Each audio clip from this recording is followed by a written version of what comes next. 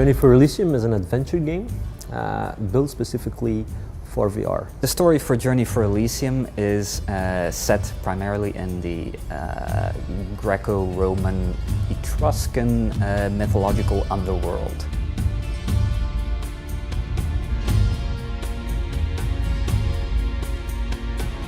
Hello, my name is Dave van der Malen. I'm the founder of Mantis Studio and I'm one of the original co-creators of the game Journey for Elysium. Mantis kind of evolved from, as it goes with every game, two people having an idea to create a game, and then in the past we got some VAF funding for that, got another person on board, then we were with three, but at one point you need to have like a complete team to get a production out there, and building a game takes a lot of work, and that's when Mantis actually started, because we needed a lot of talent on board to make the game run in full speed, or the game production run in full speed and deliver the game. The original idea for Journey for Elysium started off in 2016 when myself and a dear friend of mine, Alexander Casteels, had the idea to produce a game for VR. VR wasn't a big thing back then, it was just getting noticed by consumers, and we looked at VR and wanted to see, okay, how can we create like a really cool immersive experience out of that. And one of the things that I found very important by using VR back in those days was that movement was always a problem. So that's how we started to think about how can we solve the problem of moving in VR, knowing that you have a limited space, and that's how the thinking actually started. I also have a background in art history and I always liked the classical antiquity, so that was kind of the setting immediately from the start, and we tried to think about that, and then we came up with the story of the boatman getting movement along in the VR world, and that's actually how the game started.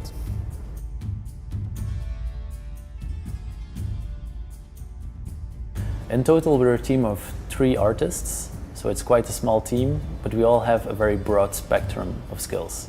Everyone has his core skills, so for example I'm very good at organic art, which contains characters, nature, animations. Other people are better at hard surface like weapons, vehicles. Not that matters in Journey for Elysium, but everyone has things that they're especially good at. But we all can support each other in the things that we do best. A big inspiration of course comes from classical antiquity, which is a very rich culture, very rich history that's there to be found. Like you have the Romans, you have the Greeks, but even the Etruscans, which were a big inspiration as well, because they were really focused on death culture as well, because the Romans took over. So we were able to pour a lot of inspiration out of all the stories, the books, the myths, the architecture that was there. One thing in special that was a big inspiration is the story of Aeneas, who traveled to the underworld to get his wife back because she had died, but then in getting out with her he turned and he couldn't look back to her, and she disappeared for forever. So that's actually the feel that we think is really important for the game as well, like these difficult choices, a lot of tragedy of course, but also a lot of great inspiration. So that was a main inspiration for us. But also other stuff, like even in the medieval ages, Dante wrote a lot of stuff about the underworld or the different kinds of hell.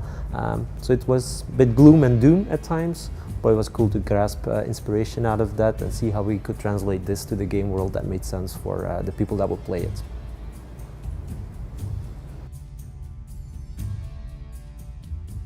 Every artist gets a lot of freedom.